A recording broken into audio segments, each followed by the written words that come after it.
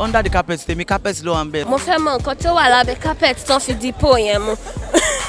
kí ni Iyabo Ojo tún fẹ́ gbé jáde. kí là ń tọ́jú síbẹ̀ tá a fẹ́ káyé rí. ó máa jẹ́ nǹkan tó yẹ pé ẹ̀yin gan-an ní lè sọ pé bí story yẹn ṣe fẹ́ rí ni àfi tẹ́ bá wò. àwòrán pélébé tán yà sí tó fi ṣèpolówó yẹn wá rí pé Iyabo Ojo ó yọ̀ dí báyìí. kí n má parọ́ kí n sọ̀tọ̀ Iyabo gangan mo wá wo. in fact mo fẹ́ gbogbo àwọn tó wà ń bẹ̀ cause mo ní interest nínú movie yẹn gangan fúnra rẹ̀. kò sí odò àti ọ̀nà tí ìyá ò lè là kọjá nítorí ọmọ. Under the Carpet movie yẹn ó ń le gan. mo fẹ́ kí Iyabo Ojo kó máa kọrin kan pé onídúró mi ẹ ṣeun o. òun ló fa ìdí ta fẹ́ wo ohun tí ìyá ṣe gangan tó fi sí abẹ́ carpet. A mother sacrifice for her child knows no boundary. You won't follow this one, they do a shower work. Someone who is not even educated. tí ẹ̀yin olólùfẹ́ mi nílé wà níbi ìfilọ́lẹ̀ sinimá tuntun láti ọwọ́ gbajúmọ̀ òṣèré oníṣe lóbìnrin Iyabo Ojo lónìí a máa ní àǹfààní láti bá àwọn èèyàn sọ̀rọ̀ lónìrànràn láti fún wa ní àwọn nǹkan tí wọ́n mọ̀ nípa agboolé òṣèré oníṣe àti Iyabo Ojo fúnra wọn àti wípé ǹjẹ́ wọ́n tiẹ̀ lérò pé irú nǹkan báyìí ó máa wáyé láìrò tẹ́lẹ̀. orúkọ mi ni Ayọ̀ Adésanya a wà ní premier Iyabo Ojo ti fíìmù Under the Carpet. Kì í ṣe pé mo kópa nínú iṣẹ́ yìí but Iyabo is somebody that I love to support all the time. Mo máa like láti bá ṣe anything tó bá fẹ́ ṣe because Iyabo jẹ́ onínú báwo ni ṣe máa ń pè ọlọ́yàyà ọmọ so mo máa fẹ́ really encourage ẹ kí ẹ support ẹ. Well kí ni mo expect nínú film yìí. We will expect anything less. I know that mo mọ̀ pé film yìí máa lovely. I know already pé iṣẹ́ tó máa lágbára ni. tẹ́mi gan ti ń gbọ́ Under the Carpet ni mo ti ń wò pé kí ló fẹ́ ṣẹlẹ̀ kí ni Iyabo Ojo tún fẹ́ gbé jáde ṣùgbọ́n mo pé dáadáa ni dáadáa ló máa gbé jáde torí Iyabo Ojo ó jẹ́ ọmọ kan tó yẹ pé Ọlọ́run nífẹ̀ẹ́ sí kò ń ṣògùn babaláwo kọ́ oníṣègùn kan Ọlọ́run ni torí Iyabo Ojo dáa táwa bá ń ròyìn wọn ni lọ́rọ́ jẹ́ màmá wọn ní tẹ́ no Iyabo Ojo in any party tó bá rí ọ̀rọ̀ in any location ẹ wọ́n ṣe ó dàárọ̀ o she will just call you mama you are going yeah take it so bó ṣe ń ṣe káàkiri abàgbàjẹ́ then mo fẹ́ kí Iyabo Ojo kó máa kọrin kan pé onídúró mi ẹ ṣeun o onídúró mi ẹ ṣeun o tó bá jẹ́ ènìyàn ló dúró ènìyàn ti máa sọ̀rọ̀ tó bá jẹ́ ènìyàn ló dúró ènìyàn ti sá lọ tó bá jẹ́ ènìyàn ló dúró ènìyàn ti máa onídúró mi ẹ ṣe torí Ọlọ́run ló dúró sí kì í ṣe yìí. màmá sọ wípé Ọlọ́run ló dúró ti Iyabo Ojo ó ní pé kò kì í ṣe ènìyàn àti wípé wọ́n tún wá gbà wá nímọ̀ràn pé gẹ́gẹ́ bí Iyabo Ojo ṣe ń ṣe pé ó jẹ́ èèyàn tí ó ní ìfúnni lọ́pọ̀lọpọ̀ ẹ jẹ́ yìí tó wà nílé ẹ jẹ́ ká ṣe ìfúnni nítorí pé ìwé mímọ́ gan ó fìdí ẹ̀ múlẹ̀ fún wa pé ká máa ṣe ìfúnni. dáadáa mo fẹ́ wo ohun tó wà under carpet mo fẹ́ wo ohun tó wà ń bẹ gangan n tó tọ́jú síbẹ̀ yẹn mo fẹ́ mọ̀. ní báyìí àti ní àgbà ọ̀jẹ̀ òṣèré oníṣe lọ́kùnrin Yomi ẹ má yẹ kí dárúkọ wọn tán ẹnu oníkan náà àti ń gbọ́kàn.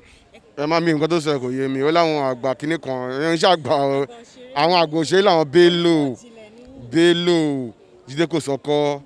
Délé Òjúlé àwọn àgbà òṣèré ní Àbáwándé àwa ẹ̀ṣẹ̀ ń bọ̀ ni ẹ̀ṣẹ̀ mẹ́yẹ̀ bọ̀ lápò ni kínkìnkì ẹ̀ṣẹ̀ ń rábọ̀ ṣàlàfíà lẹ́wà ṣé dáadáa lẹ́wà orúkọ mi ni Yomi Fashlanso ṣé dáadáa lẹ́wà à ń ṣe ìfẹ́lẹ̀ sinimá àbúrò mi àbúrò amúgbálẹ́gbẹ̀ẹ́ alájọṣepọ̀ Iyabo Ojo òun là ń ṣe lé ní wọ́n pe àkọlé eré yẹn ní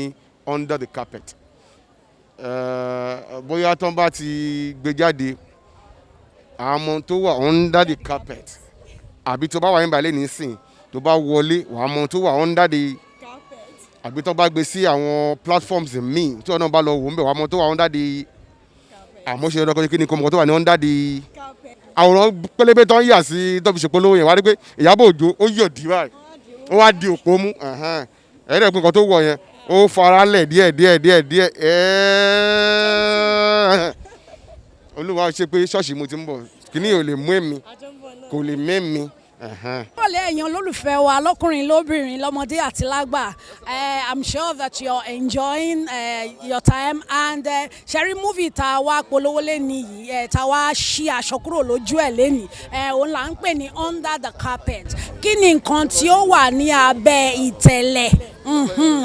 Kí ni nǹkan tó wà ní abẹ́ ìtẹ̀lẹ̀? Kí là ń tọ́jú síbẹ̀ tá a fẹ́ káyé rí? Ọ̀pọ̀lọpọ̀ nǹkan ni àwọn èèyàn máa fẹ́ ń tọ́jú pé káyé máa mọ̀. And many a times wọ́n ní nǹkan tó dáa òun fàdúrà kó lè máa dáa èyí tó kù díẹ̀ káàtó òun náà ń fàdúrà so àwọn nǹkan míì dẹ̀ wà tó jẹ́ ń pé láyé yìí kò ń ṣe gbogbo nǹkan téèyàn bá ń ṣe ló máa fẹ́ káwọn èèyàn mọ̀ àwọn nǹkan míì wà tó jẹ́ pé ìgbésẹ̀ míì wà táwọn èèyàn máa gbé tó jẹ́ ń pé ìgbésẹ̀ yẹn máa lágbára gidi gan but torí pé nǹkan tó ń fẹ́ torí nǹkan tó ń wá wàá gbé ìgbésẹ̀ yẹn and ìwọ nìkan ló máa fẹ́ mọ̀ sí because tẹ́tí méjì bá ti gbọ́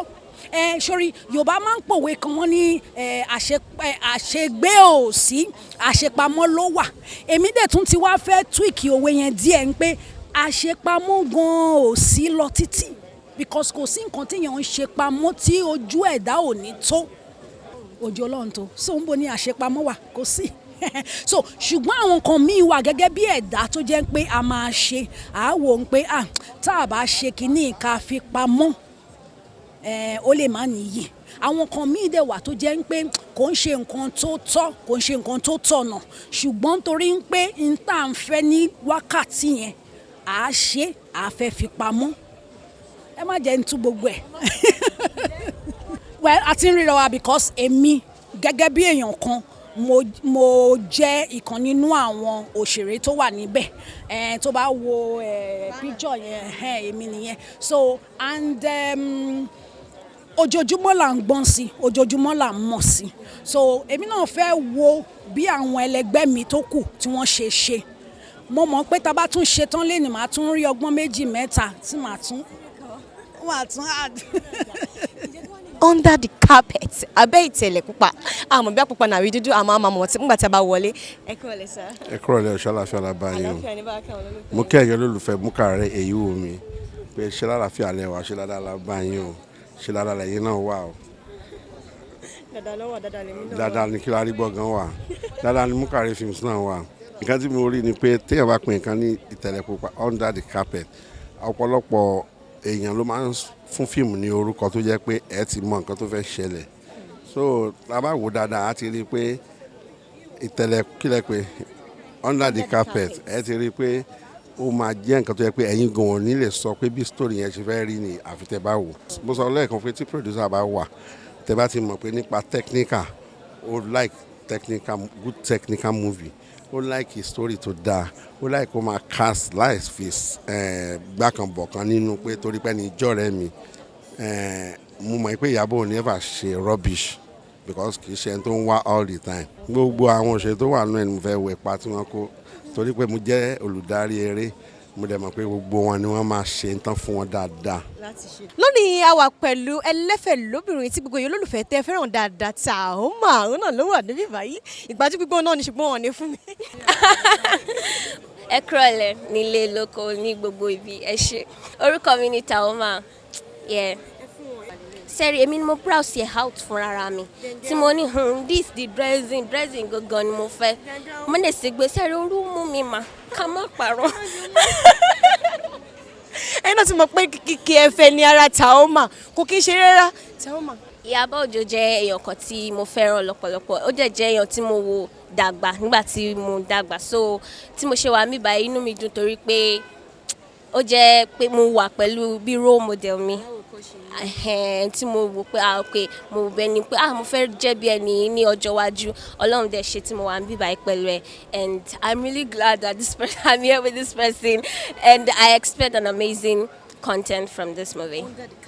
Under the carpet. Iyabo Ojo gangan ṣe rí pole tí wọ́n dì mú yìí mo fẹ́ mọ ìdí mo fẹ́ mọ nǹkan tó wà lábẹ́ carpet tí wọ́n fi di pole yẹn mú.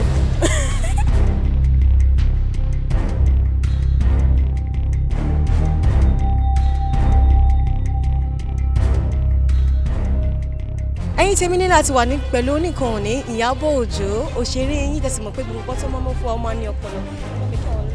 Mo kí gbogbo yín o, mo kí gbogbo yín ní tilé ní toko, mo kí gbogbo yín o. Máa kí ló mú táìtù yìí jáde under the carpet? N tó mú jáde ní ọ̀rọ̀ ìyá.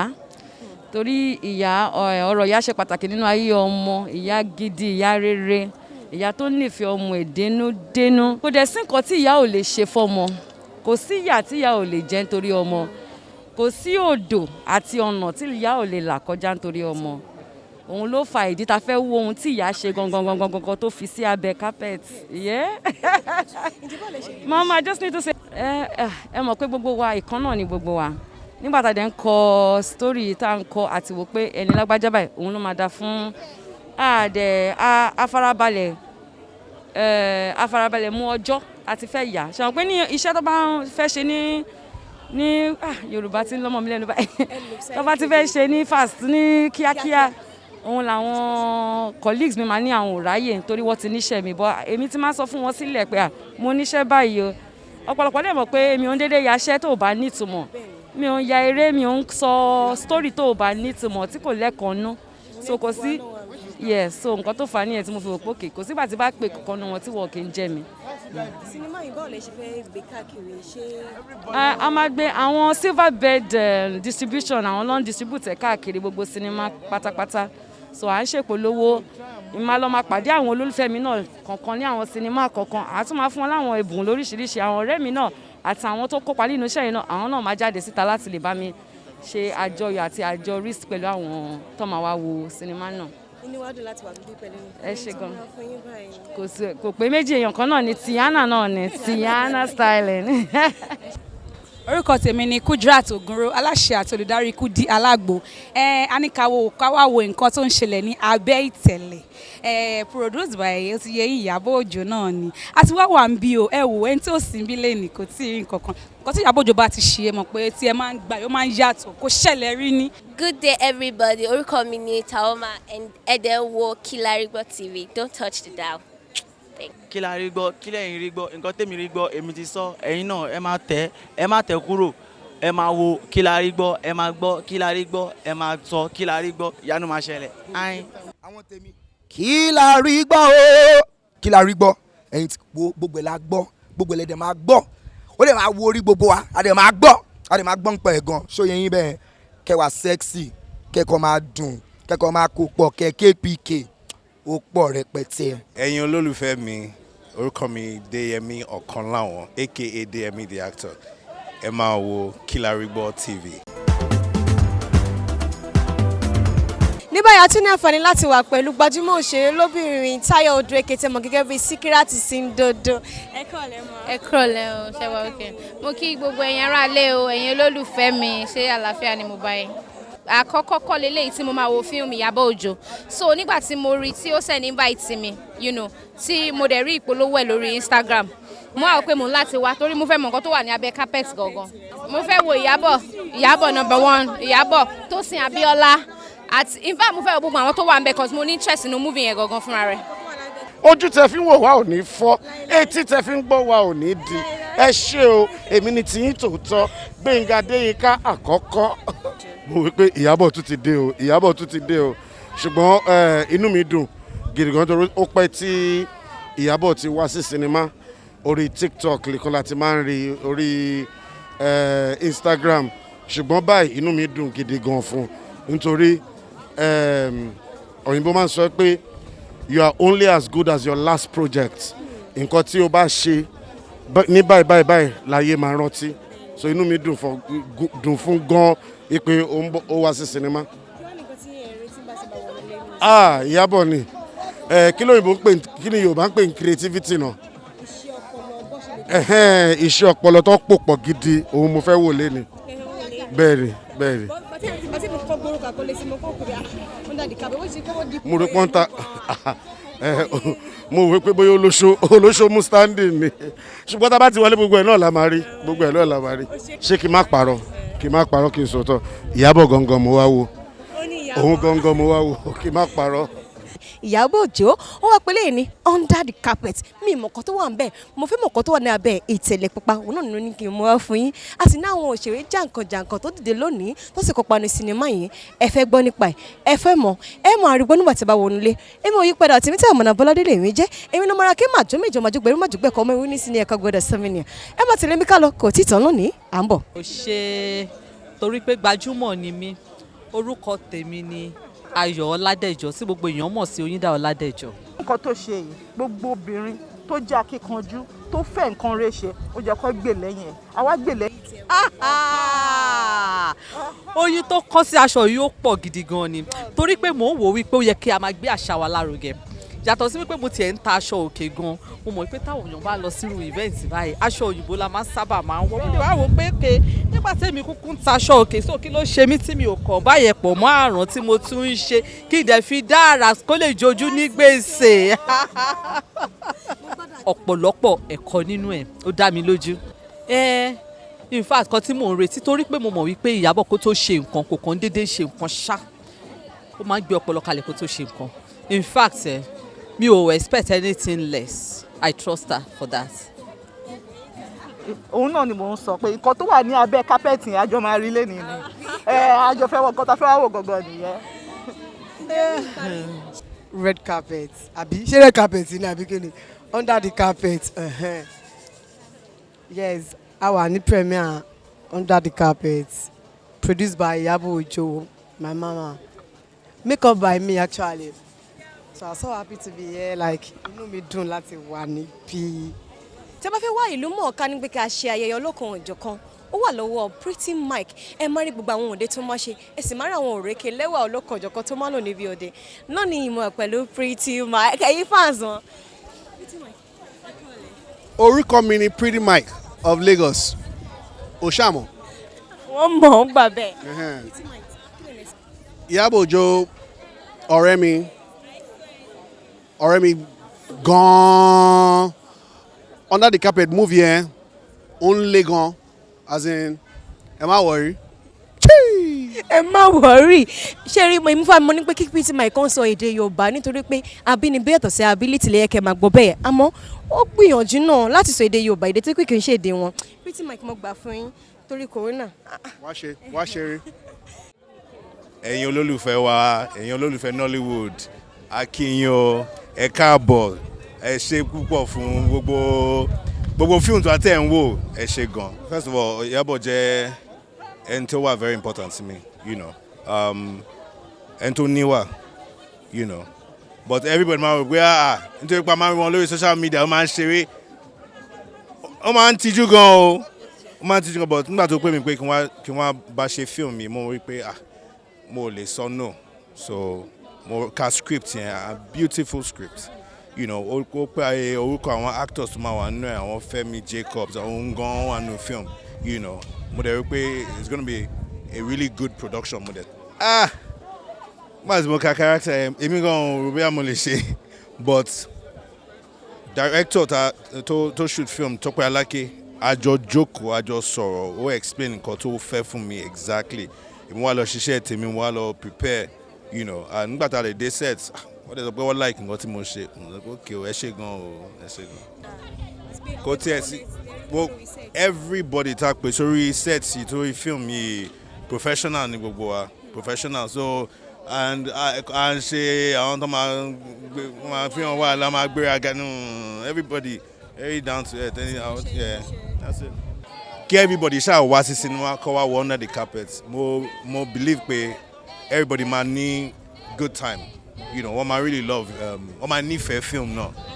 láti wọ under the carpet. Yorùbá TV channel àwa Yorùbá. hello ṣọyà.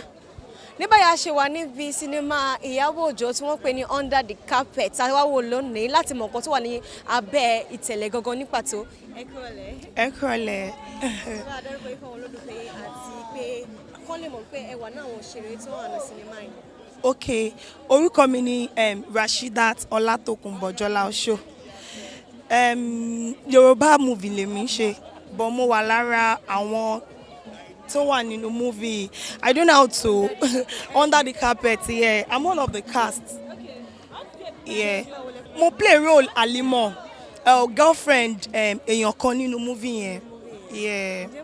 A lot of movie láǹtí Iyabo ti ṣe o tó jẹ́ pé uncountable movies lọ́n ti ṣe tó jẹ́ pé role tán dẹ̀ máa ń play bẹ́ẹ̀ gan tó bá wo movie wọn gan ìwọ́gbọ́n máa wọ̀n ẹ́ láti bá wọn. Under the carpet abẹ́ ìtẹ̀lẹ̀ mo tún wà pẹ̀lú òṣèré ẹlẹ́fẹ̀ẹ́ gbogbo ẹ̀ ló wà bẹ́ẹ̀ pé àwọn kọ́mẹ́dì tó ń ṣe ní tí wọ́n máa ń ṣeré sí wọ́n máa ń ṣe gbogbo ẹ̀sìn ni lọ́yà kúnlẹ̀ ẹ̀kọ́. inú mi ti ẹ̀dùn mo ti ẹ̀rẹ́ tó ń sọ Yorùbá látàárọ̀ mo ti tọ̀ òyìnbó ó ti sú mi. Kilarigbo TV ẹ̀yin lẹ wá rescue mi látàárọ̀ mo sọ èdè tí mo gbọ́ látàárọ̀ yóò dáa fún yín ẹ ní dààmú ẹ ní ṣòfò ó yá ẹja mọ sọ̀rọ̀ mọ́ under the carpet nǹkan tó dáa ni torí nǹkan tó yẹ under the carpet nǹkan tó mo lè sọ pa ẹ ní pé bóyá nǹkan sọnù sábẹ́ carpet wọ́n á ń wà so ẹni tí ó bá rí láti mọ̀ báyìí bóyá síìmù wọn bọ́lẹ̀ wọ́n wá ń wà. Mo ń retí eré tó ládùn eré tó lárinrin eré tó ga bí ata eré tó kẹ̀kẹ́. Àǹtí Iyabo nìkan kọ́ àwọn èèyàn pọ̀ ń bẹ̀ so àwọn tó dẹ̀ wà ń bẹ̀ mo fẹ́ lẹ́yìn látara wọn mo fẹ́ kẹ́kọ̀ọ́ sí ìta tí mo tẹ́lẹ̀. Látọjọ́ tí mo ti rìn mẹ́ò Iyabo Ojo mẹ́ò èmi ò rí irú Ọlọ́run yìí rí mẹ́ò. Láti bí 2 years ni mo ti mọ àǹtí Iyabo wọ́n lè ti kó ipa gan nínú ayé mi so orin yìí tó máa ń kọ yìí ó jẹ́ kémi náà máa kọ orin yẹn ní gbogbo ojúmọ́ ojoojúmọ́ gbogbo mi lẹ́yìn ń kọrin yẹn náà lọ́lọ́run dá èmi náà pé láti ìgbà tí mo ti rí èmi ò rí Ọlọ́run rí o Ọlọ́run Iyabo Ojo kó ṣàánú èmi náà o so Olúwa ṣàánú gbogbo wa. Ẹ káalẹ́ ẹ kúṣẹ́ Olúwa ṣagbára dọ̀tun ọmọ yín ni o ọmọ ìyá tíṣà ó pọ̀ gbà tó sọ pé under the carpet mo pé wẹ́ under the carpet tèmi carpet ló wà ń bẹ̀ so ká wá ìbà ká wo nǹkan tó wà lọ under the carpet ti wọn nǹkan tá a fẹ́ lọ wo under the carpet a fẹ́ lọ wo òṣèré náà ni àbí. I know to hear Yoruba. I want to go and see greatness. Yeah, that's it. Àwa wo ohun tí Iyabo Ojo ṣe gbé jáde ní under the carpet lọ́ọ́ pélé. Ó máa wà mind blowing, ó máa yani lẹ́nu. Wọ́n under the carpet, wọ́n mú pole dání kò fẹ́ yé mi mọ́ ṣùgbọ́n ó ti ń jọmọ́ nǹkan tó wà lọ́kàn tèmi so under the carpet. Ó yàrá ẹ̀yin tèmi kí ló ń ṣẹlẹ̀ báwo ló ṣe ń lọ déédéé ìgboro gbọ́dọ̀ dàrú lé ní. Dérélé ló wà ń bí o Dérélé tó gbọ́n pẹ̀ orí Dérélé pé ó tún pé ó pé ju kẹ́tù orí mi ò fọkà síbẹ̀ o orí mi ò yàwèrè síbẹ̀ orí mi ò wọ ṣáláńgá sílẹ̀ o orí mi ò fọkà sí orí mi pé ó tàn náà kalẹ̀ ọ̀dọ̀ àǹtí Iyabo Ojo là wà lọ́wọ́ báyìí mo wà lórí red carpet ẹ̀ ṣe rí fíìmù tá à ń polówó lé ní under the carpet fíìmù yẹn bí èmi ṣe wọnú sinimá yẹn báyìí tí mo rí àti ọ bọ́ sórí screen tí a fún ọ ní wàfi wèrè yẹn ṣó yẹn yín bẹ́ẹ̀ Yorùbá yìí mo gbọ́dọ̀ get ẹ̀ pa mi ò ní parọ́ fíìmù yìí dùn ṣẹ́rí role tí àǹtí Iyabo wọ́n gbé sára wọ́n gbé sórí wọ́n embody ẹ̀ pa ni mi ò mọ Yorùbá fún embody o ṣùgbọ́n ẹ bá mi gbà bẹ́ẹ̀ so àwa làwa ń bí Dérélé ló wà ń bí o àdè máa kúrò lórí red carpet a máa wọnú ilé a máa lọ polówó fíìmù tá a bá tún sí polówó fíìmù a máa gbé grand prize ó ní owó kan tá a fẹ́ fún èèyàn tó gbé irun tó fine kò ń ṣèmi èmi ni máa ṣe presentation yẹn ṣó yẹn bẹ́ẹ̀ but èmi sì mo gbẹ̀rùn wèrè mi wá sọ yín tẹ́mi kéèyàn ṣe wèrè ó wà pàtàkì ó easy o ṣùgbọ́n ìrìn téèyàn máa rìn ìyẹn ló le jù ẹ jẹ́ kí n sọ ní pidgin because Yorùbá yẹn kò yé mi to craze dey easy na the trekking dey hard ìyẹn wá dùn ẹ̀yin tèmi bẹ́ẹ̀ mi ṣe ń lọ báyìí mo ní pé kí n kí gbogbo yín o oúnjẹ tèmi gbádùn kan tí mo fẹ́ràn bàjẹ́bàjẹ́ ṣe mọ ìfọkọrẹ́ mo like ìfọkọrẹ́ gan anyway tẹ́ bá ti rí mi ẹ ṣáà pè mí kẹ́ bá mi ṣe mo ti ń wéyàn tó máa bá mi ṣe látijọ́ yìí tó bá dẹ̀ ti jẹ́ pé ó rẹ̀yìn ẹ fi ṣe ọ̀jọ̀jọ̀ màá manage bẹ́ẹ̀ ṣó ti yẹn bẹ́ẹ̀ yẹn. tó ẹ̀yin tèmi nílé mo ti lọ gbádùn ara mi láti lọ wo sinimá tí wọ́n pe àkọlé rẹ̀ ní under the carpet láti ọwọ́ Iyabo Ojo ẹ mọ̀ pé mo ti wọ̀n yẹn fún yín láti ilẹ̀ wípé a máa bá wọn yàn sọ̀rọ̀ a sì ti bá wọn sọ̀rọ̀ ṣùgbọ́n èmi gan ti lọ fún ojú mi gangan ló ń jẹ àti rí Iyabo Ojo bọ́n ṣe dípò mọ́ tí ní kíta gbogbo àwọn àwàdà àwọn eré wọn tí wọ́n ṣe nínú ìgbogbo náà ni àti rí àti wípé nǹkan tó tó yà mí lẹ́nu nínú sinimá yìí wípé kíyàn fún yàn ní ATM kó tó wá fi pin sí just too much ó ti pọ̀ jù ẹ wo ó ti pọ̀ jù ó ti pẹ́ máyẹ̀ kí n sọ púpọ̀ jù nípa sinimá ìṣùgbọ́n ẹni láti lọ wo sinimá under the carpet nítorí pé Iyabo Ojo gan wọ́n ti fi yé wa wípé ó wà nípa òbí ni kí nìkan tẹ́ ní láti mọ̀ nípa àwọn òbí wa àti àwọn làkàkà wọn tí wọ́n ti rà lórí wa ẹ máa rí wọn nínú sinimá under the carpet mi tí àwọn ọmọ náà bọ́lá dédé mi jẹ láti kàn ní Kilarigbo TV.